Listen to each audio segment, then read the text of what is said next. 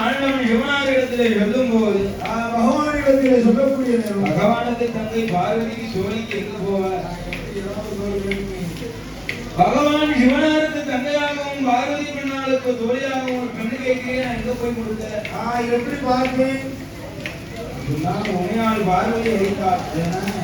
ஆண்டவா சிவனாரே, பிரம்மனோட சிரசானது பிரம்மனுக்கும் சிறை செய்து தாங்களுக்கும் சிறை செய்தாய் இருக்கும் போது பிரம்மன் சிறை செய்கிறீர்கள். அழகாக எங்க அண்ணன் மாயவன் உங்கள் தோஷத்தை நீக்கி பிரம்மன் சிரசானது வடக்கு போட்ட வாசலிலே இருந்திருக்கிறதா? அந்த வாசலிலே இருந்திருக்கும் சிரசுக்கு உயிர் கொடுக்கலாம். உயிர் கொடுத்தால் அது ஒரு வாடகை ஒரு பெண்ணை பிறகு செய்யலாம் என்று சொல்லும் போது அழகாக நான்முகன் பிரம்மனானவன் என்ன செய்கிறான்? ஆதிகளால் சத்தியான பார்வதிக்கும் பகவானுக்கும் 60ஆம் திருக்கூட்டு கைலாய மலையை நடத்தணும்னா சும்மா நடத்த முடியுமா? நம்ம பூலோகத்திலே ஒரு கல்யாணம் வச்சா கச்சேரின்னா ஒருத்தருக்கு நோட்டீஸ் கொடுத்து ஒருத்தருக்கு கோபம் வருது.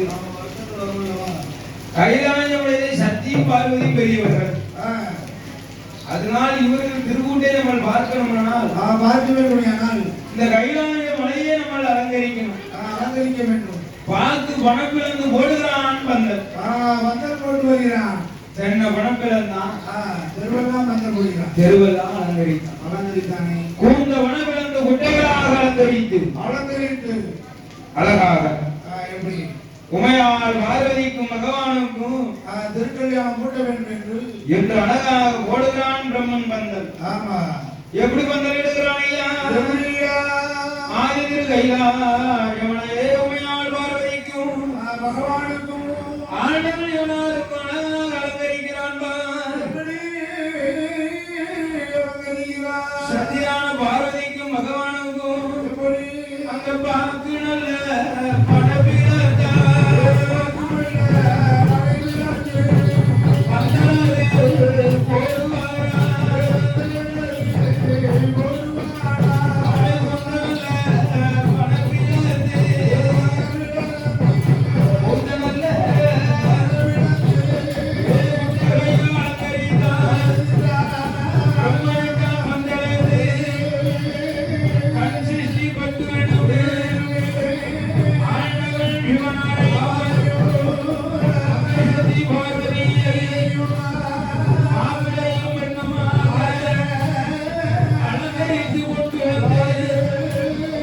Come on.